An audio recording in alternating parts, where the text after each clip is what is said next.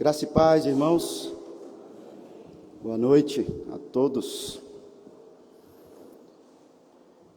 Convido você a abrir a sua Bíblia em Gênesis, capítulo 48.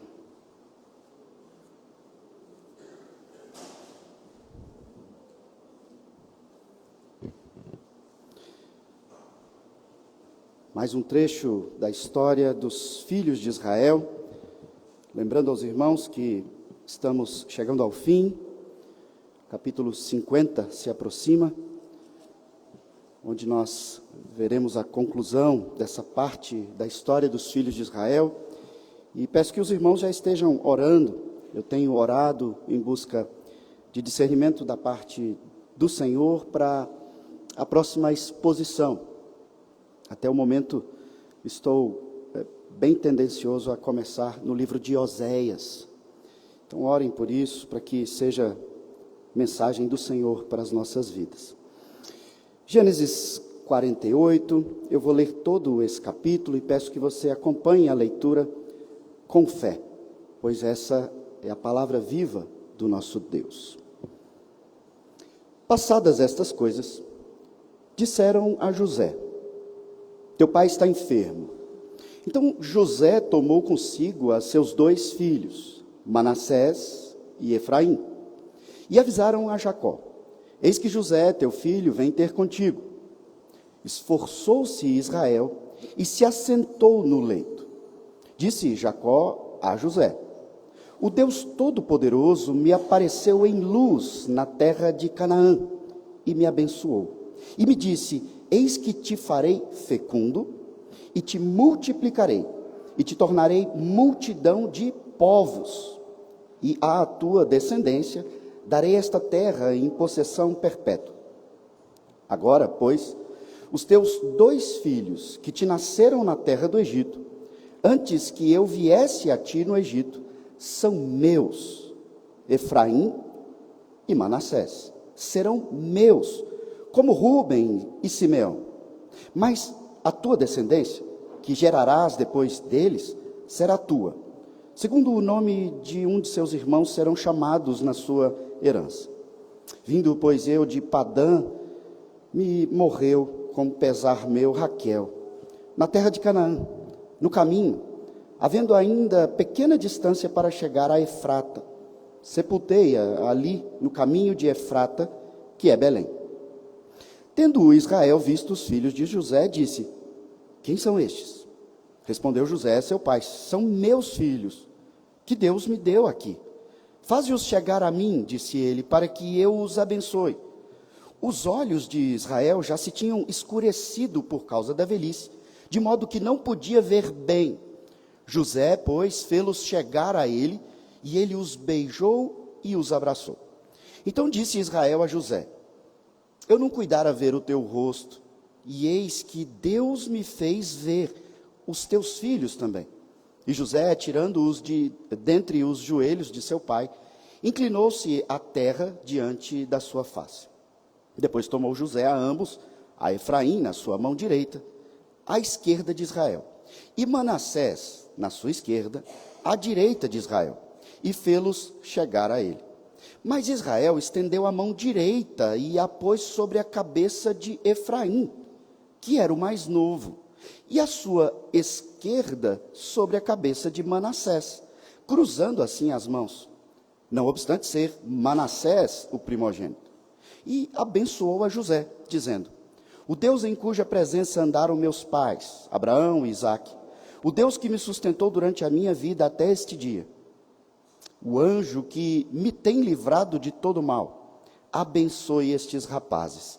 Seja neles chamado o meu nome, e o nome de meus pais, Abraão e Isaque, e cresçam em multidão no meio da terra.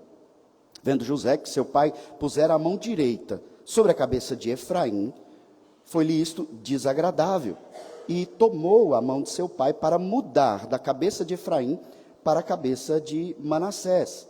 E disse José, seu pai: não assim, meu pai, pois o primogênito é este, põe a mão direita sobre a cabeça dele. Mas seu pai o recusou e disse: Eu sei, meu filho, eu sei. Ele também será um povo, também ele será grande. Contudo, o seu irmão menor será maior do que ele, e a sua descendência será uma multidão de nações. Assim os abençoou naquele dia, declarando: por vós Israel abençoará, dizendo: Deus te faça como a Efraim e como a Manassés. E pôs o nome de Efraim adiante do de Manassés. Depois disse Israel a José: eis que eu morro, mas Deus será convosco, e vos fará voltar à terra de vossos pais. Dou-te de mais que a teus irmãos, um declive montanhoso, o qual tomei da mão dos amorreus com a minha espada e com o meu arco. Até aqui, irmãos, vamos ao nosso Deus em oração. Senhor Deus, nosso Pai, somos filhos de Israel, povo teu, descendentes de Abraão, Isaque e Jacó. Estamos reunidos em culto, em serviço de culto ao Senhor, porque Tu és Deus, Deus verdadeiro, poderoso, Criador, mantenedor, Deus que nos escolheu antes mesmo da criação de todas as coisas, porque o Senhor está acima do tempo, o Senhor é onisciente. Ó Pai, e nós estamos aqui em resposta, como Teu povo, estamos aqui para Te adorar, dizer em voz alta, publicamente, que o Senhor é Deus e nós somos Teus. Servimos a Ti e vivemos conforme a Tua vontade. Ao menos, ó Pai, é esse o nosso entendimento, mas nós reconhecemos a nossa fraqueza, o nosso pecado, e sabemos que toda essa vontade do Senhor seria impossível de ser vivenciada se não fosse Cristo. Aquele que é puro, santo, que é Deus contigo e habita em nós, povo teu, que nos capacita, inclusive, a entender essa palavra, a orar, a cantar e fazer com que tudo o que fazemos nesse culto possa ser agradável a Ti. É assim que nós nos apresentamos, ó Pai, reconhecendo a nossa falha e pedindo que o Senhor nos abençoe, que o Senhor fale conosco, que haja em nosso coração prazer em Te adorar, que não seja aqui uma obrigação de religiosidade fria, mecânica, mas que seja um culto em espírito e em verdade. E que nós, ó Pai, a despeito de provocações emocionais, sintamos na nossa emoção o fervor real de entender e de crer e de viver essa fé e de perceber o agir do Teu Santo Espírito. É assim que nós cultuamos nessa noite a Trindade Santíssima. Nos apresentamos e pedimos a Tua bênção sobre nós, que o Senhor fale conosco, e que assim como Jacó, servo Teu, escolhido por Ti, a despeito de seus pecados, foi um instrumento do Senhor para abençoar, que nós sejamos abençoados nessa noite pela Tua palavra. É assim que nós nos apresentamos e pedimos em nome de Jesus. Amém. Irmãos, nós, é bem sabido, vivemos numa época em que os filhos ensinam seus pais várias coisas. Ensinam seus pais, por exemplo, a usarem os aplicativos de celular. Os pais não tiveram isso e agora precisam aprender. Os mais novos já nasceram com isso e ensinam seus pais. Os filhos muitas vezes ensinam seus pais como mexer naqueles aplicativos de TV, configurar Bluetooth, escolher filmes também nos aplicativos. Ensinam como usar o Waze, Google Maps.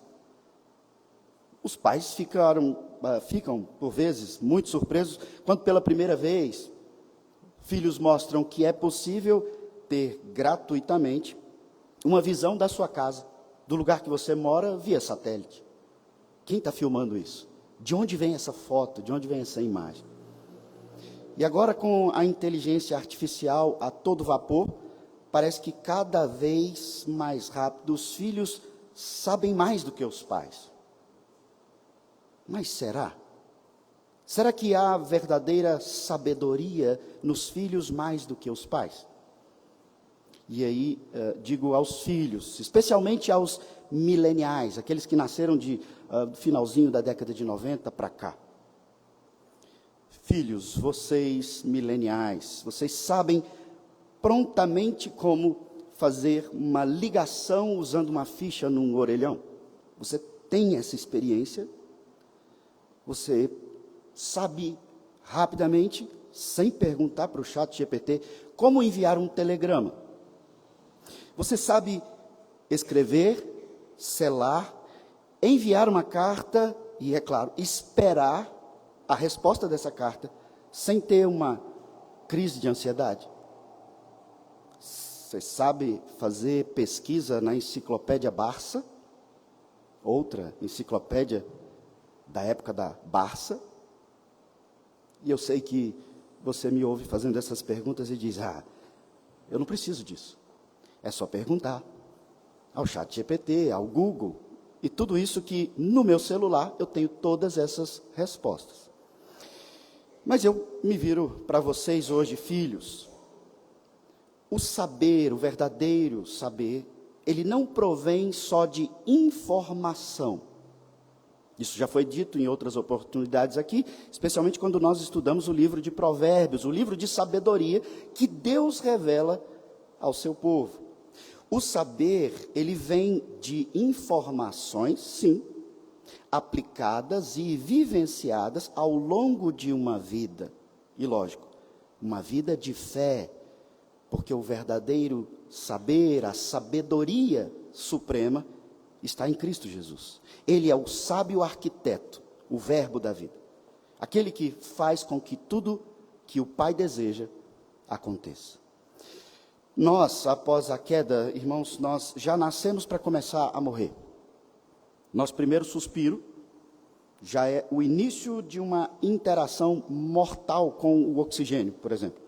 E à medida que os nossos avós, os nossos pais vão envelhecendo, é lógico, eles não terão as mesmas informações ou habilidades tecnológicas que os jovens de hoje têm. Mas as rugas, os cabelos brancos deram a eles algo que nenhuma inteligência artificial pode dar a você, que é mais jovem. A sabedoria da fé, da vivência da fé. Dessa fé que a Bíblia nos ensina que é acrescida à medida que você vive uma vida de fé. Ou seja, a fé é algo que é desenvolvido junto com a sua santificação. Você é salvo, passa a ser crente e agora a sua fé será desenvolvida. E a sabedoria verdadeira está intimamente ligada a essa sabedoria que é desenvolvida progressivamente. Não tem jeito de pular as fases, fazer um supletivo. É necessário se viver.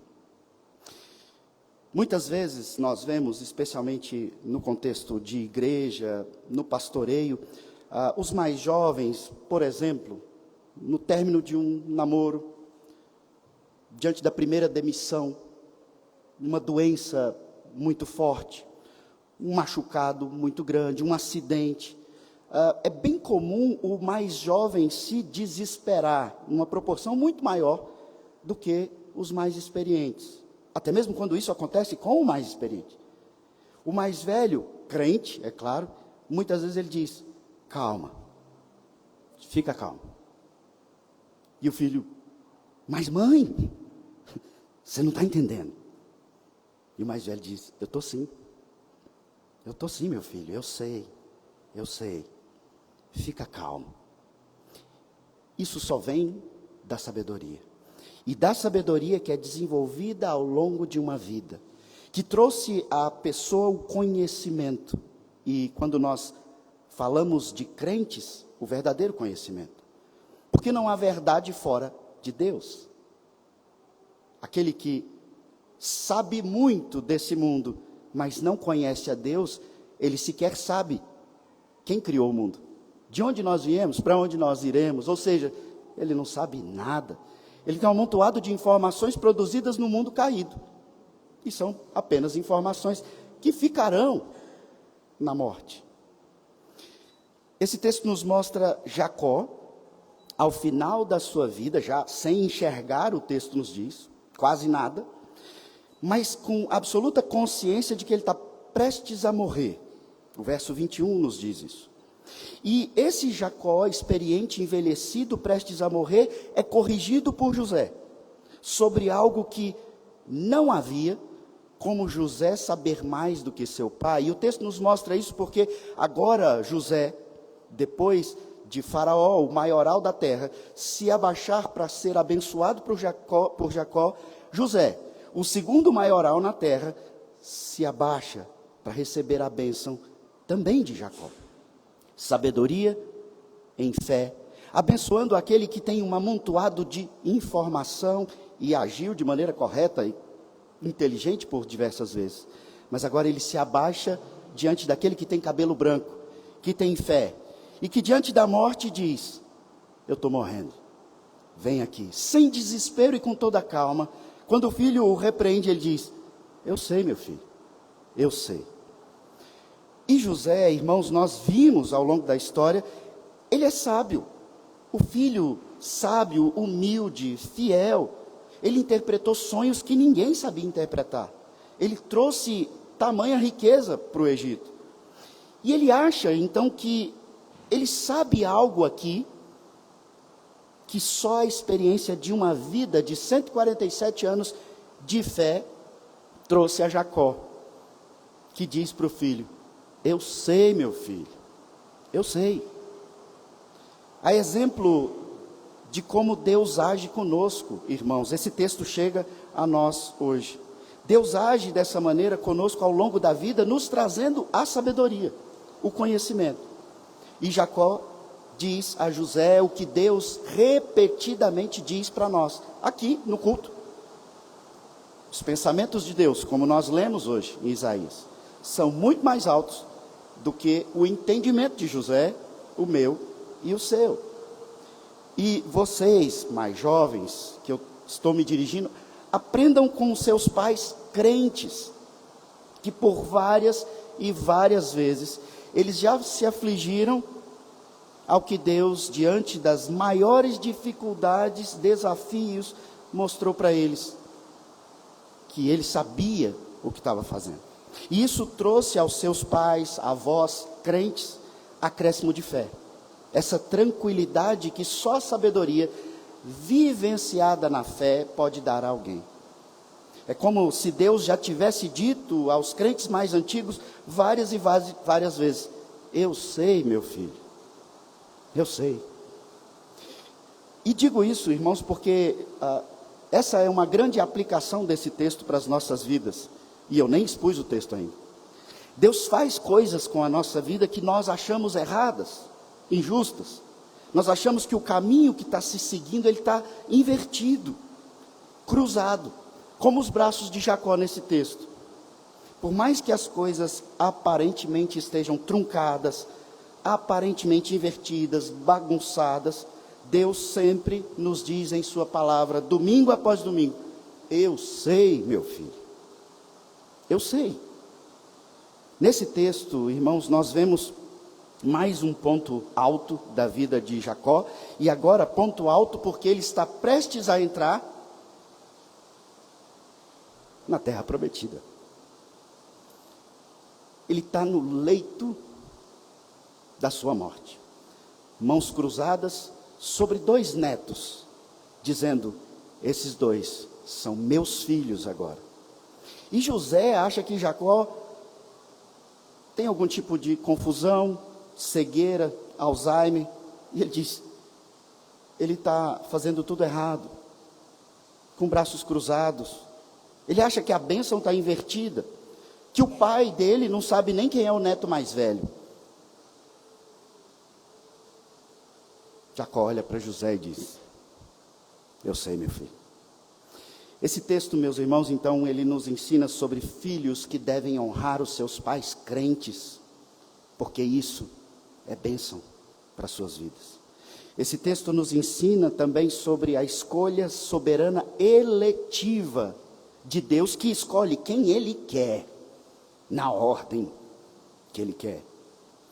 E nós muitas vezes olhamos para as pessoas por mérito, muitos olham para os presbiterianos e dizem: está errado, predestinação é errado. E esse texto nos mostra: Ele escolhe do jeito que Ele quer, quem Ele quer, na ordem que Ele quiser.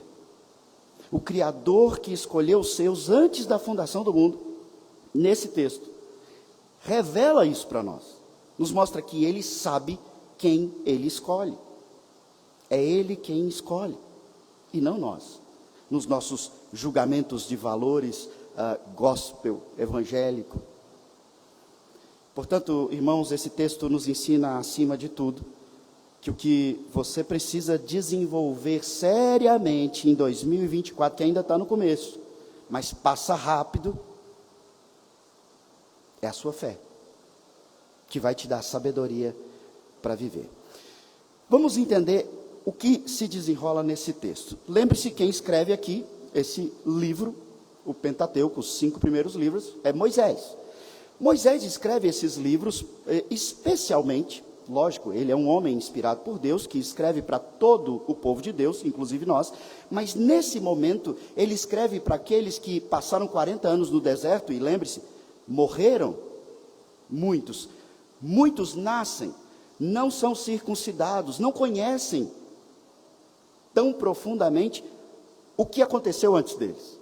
Como que nós chegamos até aqui? E Moisés então está dizendo, nós vamos entrar na terra prometida, e serão essas as tribos, e quem nasceu no deserto olha e diz, mas espera aí, Efraim e Manassés não são filhos de Jacó, não seriam 12 tribos dos filhos de Jacó?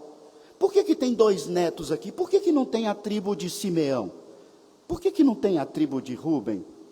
Por que tem tribo de Efraim e Manassés? E Moisés, então, com o propósito de revelar como Deus escolhe e abençoa o seu povo, ele nos relata como aconteceu. Esse momento em que Jacó, no seu leito de morte, adota 2 netos que são estranhos à aliança. Netos de um sacerdote, filhos de uma filha de sacerdote de um Deus pagão, netos que vêm do Egito.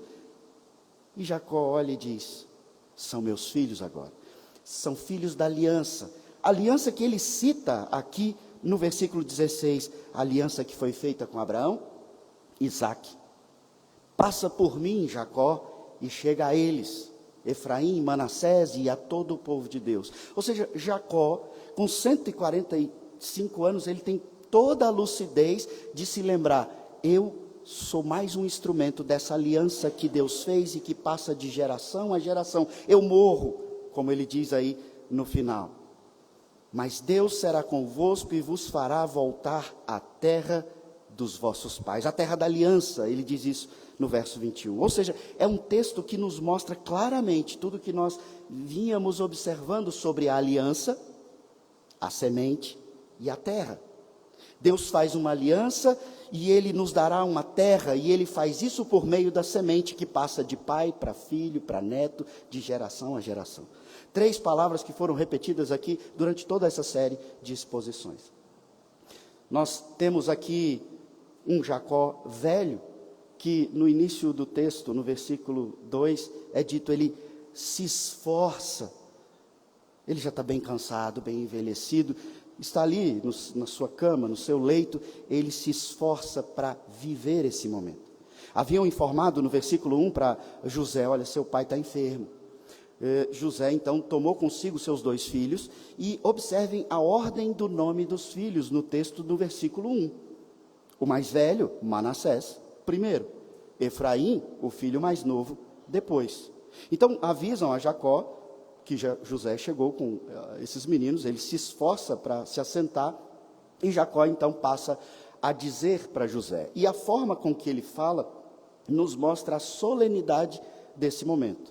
Ele diz, o Deus Todo-Poderoso me apareceu em luz.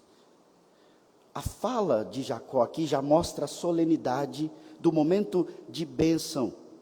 E isso não é pouco importante. Nosso contexto perdeu-se ao longo dos anos o hábito de filhos pedirem a bênção para os seus pais. Não há uma ordenança sobre isso. Mas é bom. Porque o 5º mandamento nos diz que os filhos devem honrar os seus pais. E filhos que honram seus pais estão dispostos a obedecer. Estão dispostos a pedir a bênção dos seus pais sobre suas decisões, sobre o caminho que vão trilhar, pedirem orientações, conselhos. São filhos que honram os pais. Portanto, pedir a bênção dos pais como algo mecânico, como um costume cultural brasileiro, de fato a gente não precisa fazer.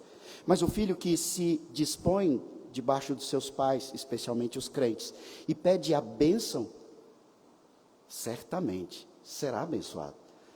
Se isso for feito em sinceridade, em busca dessa bênção de um Deus da aliança, que nos promete a terra por meio da semente. O Deus Todo-Poderoso me apareceu em luz na terra de Canaã e me abençoou.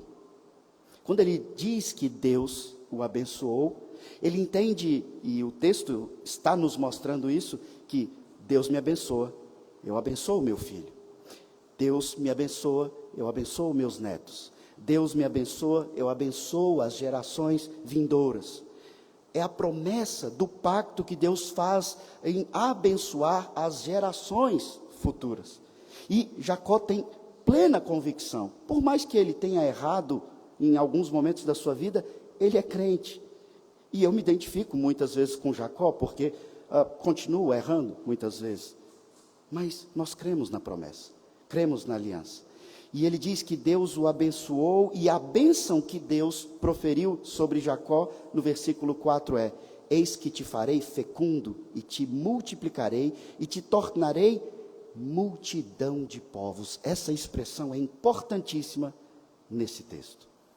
Eu sempre menciono Gênesis, a bênção da fecundidade, da multiplicação, da semente, mas aqui Deus, quando abençoou Jacó, ele diz: você vai ser um patriarca, não de filhos e netos ou bisnetos, mas de uma multidão de gentes. A expressão aqui no original nos mostra que Deus, quando abençoou Jacó, disse: não é só esses aqui de dentro, não, é gente do mundo inteiro. É uma multidão de povos, de gentes espalhados pela terra. E o texto, Moisés inspirado, já está nos conduzindo a entender então por que ele adota como filhos 2 netos que vieram de outras gentes, de outros povos, netos do Egito. Deus o abençoou e disse: eu te darei descendência. O texto não explica detalhes, Jacó não fica aqui se explicando, como muitas vezes os nossos pais, os nossos avós, não ficam explicando detalhes quando filhos estão brigando para decidir quem lava a louça, quem pega a sujeira do cachorro, quem faz isso ou aquilo, e os pais dão ordens, dão instruções, e os filhos: mas você não sabe disso? E o pai diz: só faz, vai, eu sei o que eu estou fazendo, eu sei. Jacó aqui, o texto parece nos mostrar que ele tem uma lucidez dos propósitos divinos tremenda. E eu não duvido nem um pouco disso, porque a quantidade de encontros, teofanias, manifestações que Deus fez na vida de Jacó são gigantescas. E ele então tem esse entendimento, esse relacionamento. Ele diz: multiplicarei, te tornarei multidão de povos, e à tua descendência darei esta terra em possessão perpétua. Deus diz a Jacó. Versículo 5 então diz: agora, pois, os teus 2 filhos, que te nasceram na terra das gentes do Egito, antes que eu viesse a ti, no Egito, são meus, Efraim e Manassés. Opa, no versículo 1, não era Manassés na frente de Efraim? Jacó, será que realmente está com algum tipo de demência? Ele fala o nome do mais novo na frente do mais velho, dizendo: o teu é meu? Não, ele está conduzido por Deus. O Espírito Santo, que em Atos 2 é derramado para toda a igreja, todos os conversos, aqui já agia na mente, consciência dos patriarcas, do povo de Deus. E ele diz: Efraim e Manassés serão meus. E então ele cita o nome de 2 dos seus filhos e cita na ordem correta. Rúben, o mais velho, o primogênito. Simeão, o segundo. Já mencionei aqui outras vezes e quero te lembrar, em Gênesis 35, versículo 22, algumas páginas aí atrás, Gênesis 35, verso 22, diz assim: Aconteceu que, habitando Israel naquela terra, foi Rúben e se deitou com Bila, concubina de seu pai. E Israel soube. Eram 12 os filhos de Israel. De fato, eram 12. Mas Rúben cometeu um pecado tão terrível, se deitando com uma das concubinas de seu pai. Não que o concubinato fosse algo orientado por Deus, mas a desonra aqui é tão grande que quando ele adota os seus netos como filhos, ele diz: eles serão meus, assim como Rúben e Simeão. Sem muitas explicações, ele está colocando Efraim no lugar de Rúben, Manassés no lugar de Simeão. Outro texto que nos mostra por que ele cita esses nomes é o Gênesis 34, um pouco antes, verso 25 e verso 30, que fala de Simeão.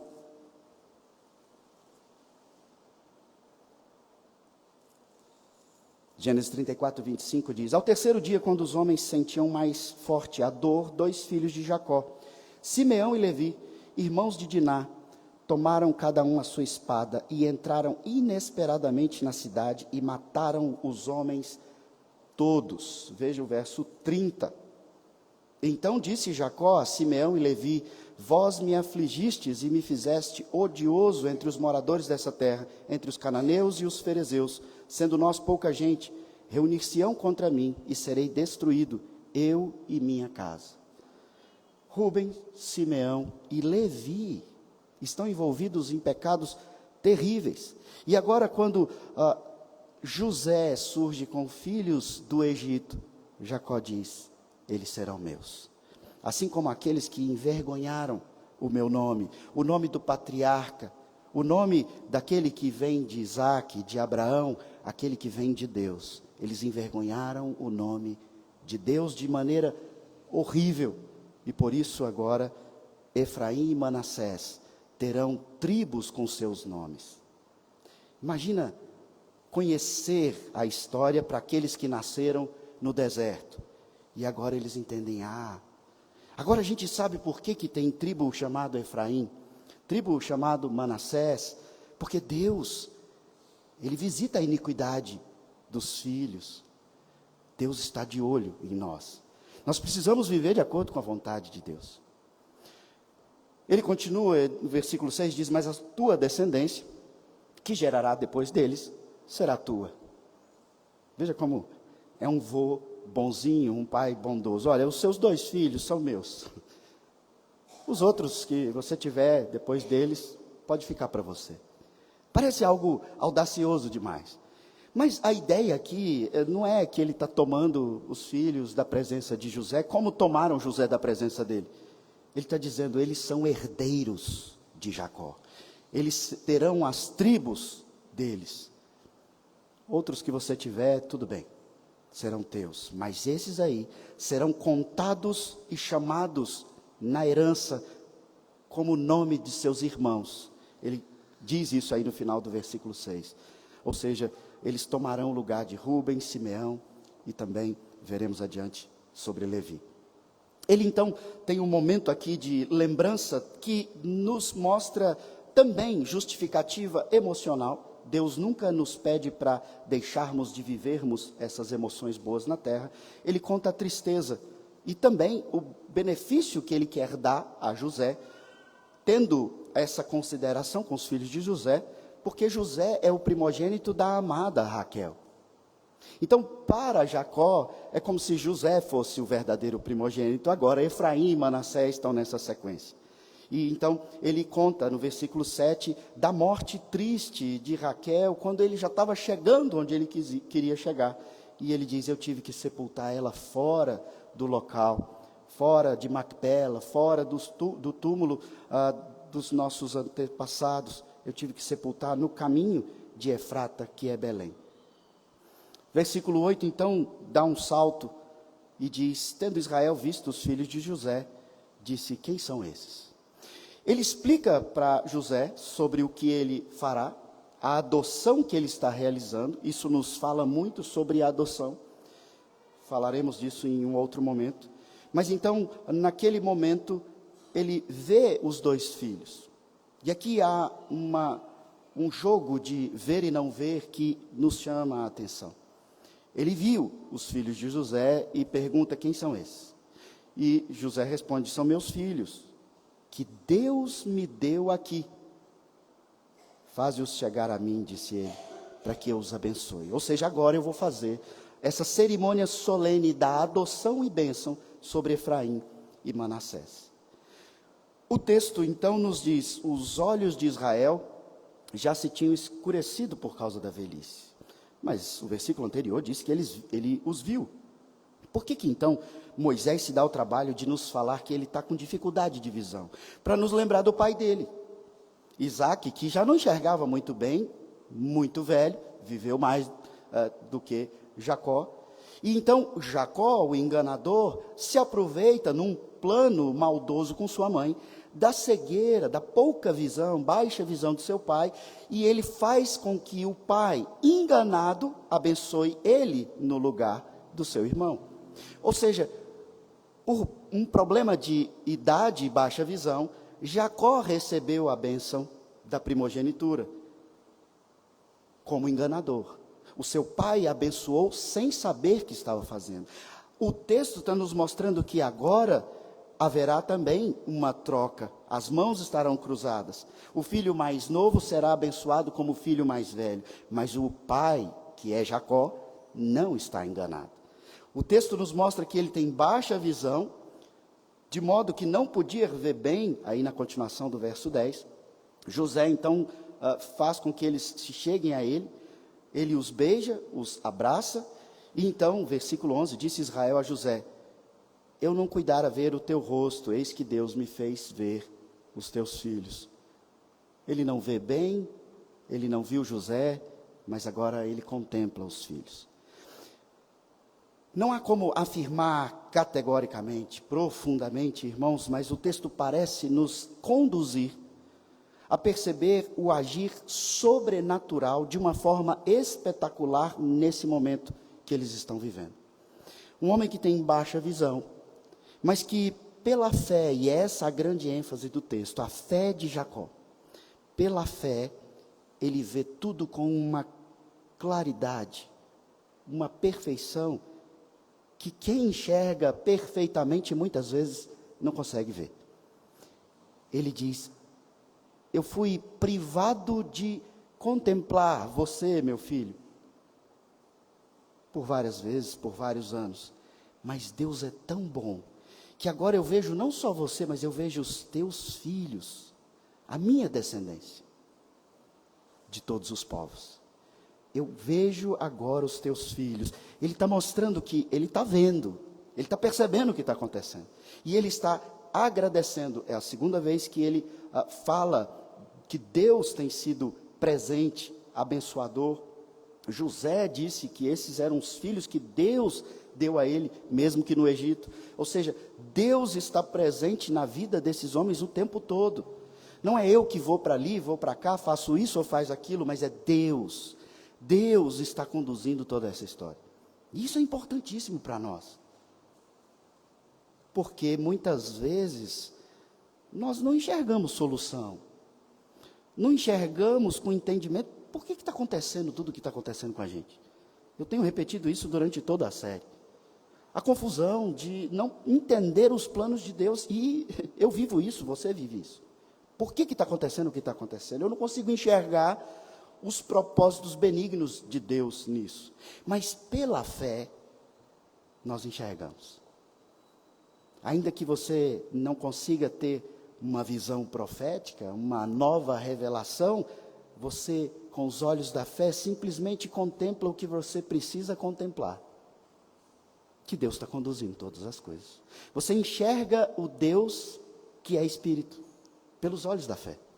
Não que você veja materializado Deus, mas você vê o agir de Deus, você vê a condução de Deus, você vê o consolo, o conforto, a orientação, você entende e enxerga a vontade de Deus para a sua vida. Isso só pode acontecer pela fé. O autor aos Hebreus, eu gostaria de abrir lá rapidamente, menciona esse momento, colocando Jacó naquele corredor dos heróis da fé. Hebreus capítulo 11, verso 21, diz assim: pela fé, Jacó, quando estava para morrer, abençoou cada um dos filhos de José, e apoiado sobre a extremidade do seu bordão, adorou. Jacó abençoou os filhos de José e adorou a Deus. E ele faz tudo isso por quê? Para quê? Pela fé. É esse o trecho da história de Jacó que o autor aos Hebreus escolhe para mencionar sobre a fé.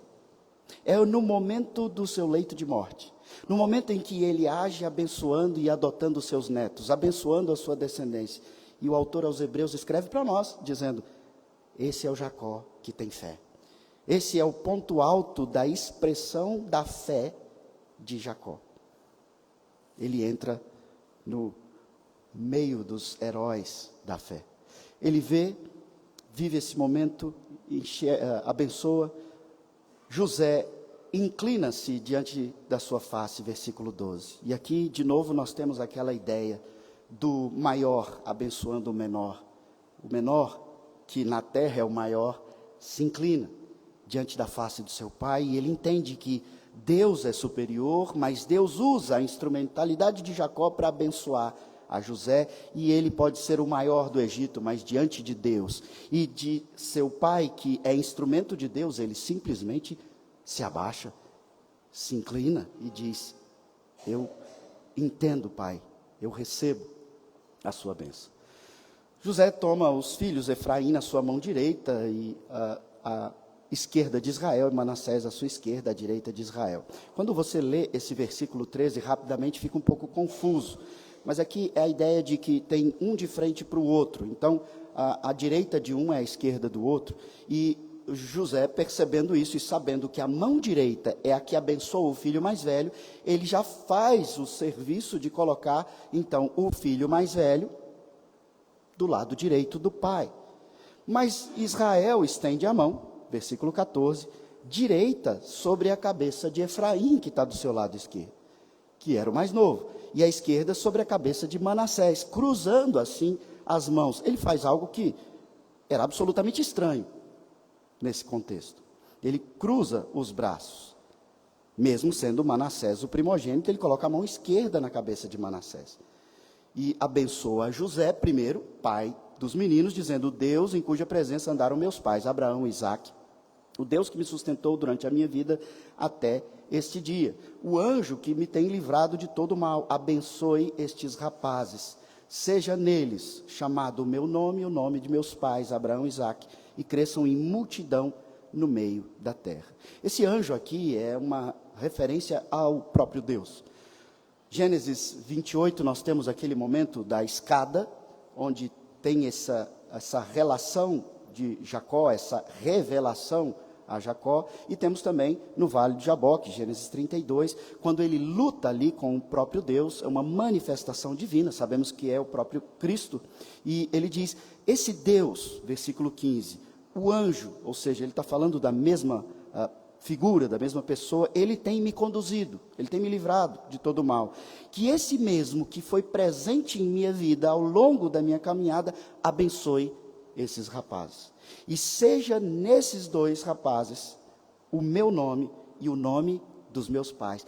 Efraim e Manassés agora são filhos de Abraão, Isaque e Jacó. Não são filhos mais daquele Deus do Egito, do seu avô pagão. Eles são contados no número dos filhos de Abraão. Mas José, o sábio que interpreta sonhos e que faz com que o Egito seja rico, no versículo 17 ele diz: tem alguma coisa errada, isso é desagradável, está estranho, meu pai sofre de alguma demência da idade. E ele diz no versículo 18: não assim, pai, o primogênito está do outro lado, eu já coloquei do jeito certo, a mão direita deve ficar na cabeça do primogênito. Verso 19, então, a expressão que eu já disse mais vezes hoje à noite, o pai recusou e disse: eu sei, meu filho, eu sei. Imagina um homem de baixa visão, velhinho, abençoando ali aqueles meninos, e o filho sábio, que essa história traz tanta ênfase, diz: pai, está errado, não é assim não. E aquele senhor bem experiente, que sofreu muito, mas que experimentou muito da bênção de Deus, maduro, cheio de sabedoria de fé, proveniente de uma vida de fé, ele olha para o filho: eu sei, meu filho, eu sei o que eu estou fazendo, fica tranquilo, eu sei. E com isso eu não estou dizendo que Manassés não vai ser um povo, ele vai ser um povo também, e de fato Manassés se torna até mais numeroso, mas Efraim é mais poderoso com o seu povo, ainda que com um número menor. Ou seja, Manassés será grande também, contudo Efraim, o menor, será maior, o seu poder, a sua descendência será maior, uma multidão de gentes, de nações, de povos. Jacó aqui, irmãos, traz para nós a informação de que ele está plenamente consciente de que Deus não salva só uma etnia ou só gente do mesmo sangue. Deus salva quem Ele quer. E essa é uma grande expressão daquilo que nós cremos, que Deus é quem escolhe. Não foi Jacó que escolheu. E isso fica evidente para nós se você fizer uma simples caminhada pelas Escrituras, onde você percebe uma inversão histórica e inversão de regras. O crente normalmente ele quer regras e fala: pastor, o que pode, o que não pode, e se eu quisesse trabalhar menos, eu criaria então uma listinha. Não pode isso, não pode aquilo, pode isso, não pode aquilo. Mas Deus não nos chama a viver simples regras e pronto. Deus nos chama a um relacionamento de submissão à vontade soberana dele, e isso só pode ser vivido em fé. Como os discípulos junto com Jesus não entendiam aquelas ondas, aqueles medos, aquele barco prestes a afundar, e ele diz: cadê a fé de vocês? Deus nos chama a isso, e para que isso seja vivido e você amadureça com os seus cabelos brancos em fé, você precisa viver momentos de inversão. Isaac foi abençoado e não Ismael. Ismael era o primogênito. Jacó, o enganador, foi abençoado, mas ele não era o primogênito. Esaú não foi.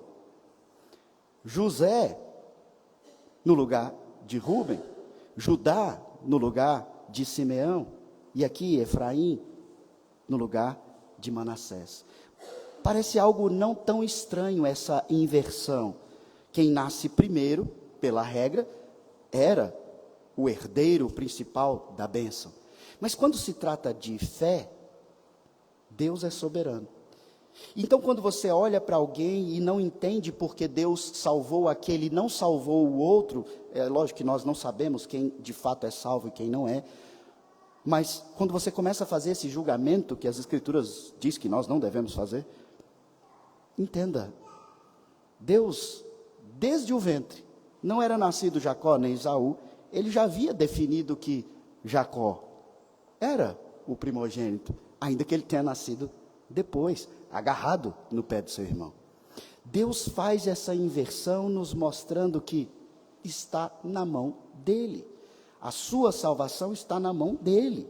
Você não mereceu, você não fez por onde, ele foi lá, definiu isso antes de criar o mundo.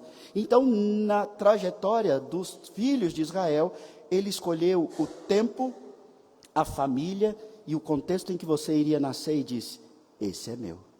Então, algumas pessoas olham e dizem: não, está errado, pai, está invertido. E Deus diz: eu sei o que eu estou fazendo, eu sei. Portanto, irmãos, o texto nos chama a uma vida de fé, nos mostrando que, mais uma vez, o menor é o maior. Quantas vezes a igreja é envergonhada? Dizem que os crentes são tapados, são sem entendimento, não agem com razão, inteligência, informação. Muitas vezes são tidos como os menores, os piores em vários contextos de sociedade. Mas o apóstolo Paulo diz que Deus faz isso de propósito para envergonhar a sabedoria do mundo. Porque aqueles que aparentemente não são os que têm todos os diplomas e reconhecimentos mundiais. Muitas vezes são os escolhidos de Deus. E se você tem plena convicção que você é escolhido, meu amigo, você tem a melhor das convicções, a maior das sabedorias a ser desenvolvida. No entanto, Deus te chama à sua responsabilidade para desenvolver essa sabedoria. Deus dá a medida de fé. Você faz aquilo que você é responsável por fazer. Essa sabedoria será desenvolvida à medida que você tiver fé, vivenciando aquilo que você tem pela informação, a revelação da palavra. Não é um amontoado de informação, é a revelação que te dará tudo o que você precisa para vivenciar o momento em que tudo parece cruzado e invertido. Jacó vive um momento de morte, ele faz tudo isso, explica para José o que ele está fazendo. No versículo 21 ele diz: eis que eu morro, mas Deus será convosco e vos fará voltar à terra dos seus pais. Eis que eu morro. E isso é algo muito oportuno para nós fecharmos esse capítulo. O que você vai fazer no seu leito de morte? Você está preparado? Eu acho difícil, pela ordem natural, você viver a quantidade de anos que Jacó viveu. Muitos de nós aqui já têm mais passado do que futuro. Como está a sua preparação para a sua morte? E diz, pastor, não gosto nem de pensar nisso, mas vai acontecer. Se Cristo não voltar antes, vai acontecer, e esse momento não precisa ser um momento ruim.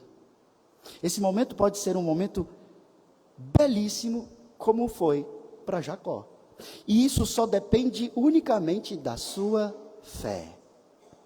Você no seu leito de morte falando, eu vou morrer agora, mas eu quero te abençoar.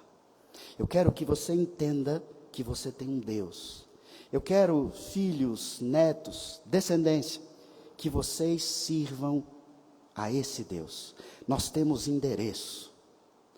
Eu vou morrer aqui, mas Deus vai fazer vocês retornarem para a presença dEle. Vocês estarão na presença do Deus Criador de toda a terra, recebendo como herança a terra prometida. Irmãos, nós só vamos conseguir pensar nessas coisas, vivenciar essas coisas com essa serenidade, essa tranquilidade, se nós nos submetermos à vontade de Deus propositalmente todos os dias. Como não podia deixar de ser, quem fez isso em perfeição? O Filho de Deus, Jesus Cristo, aquele que tem toda a fé perfeita e habita em mim, em você, e diz, se você tiver uma pequena fé, você vai fazer coisas que você nem imagina. Cristo é aquele que em Lucas 22, 42, ele diz, Pai, se queres, passa de mim esse cálice.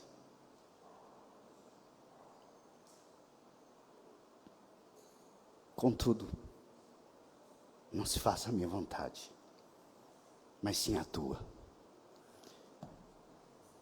Que isso seja uma realidade em Cristo, para diminuir a nossa rebeldia e aumentar a nossa submissão. Vamos orar. Senhor Deus, esse texto nos mostra o quanto nós somos filhos rebeldes, filhos que pegam um amontoado de informação e acham que pode ensinar o Pai soberano sobre como conduzir melhor a nossa vida.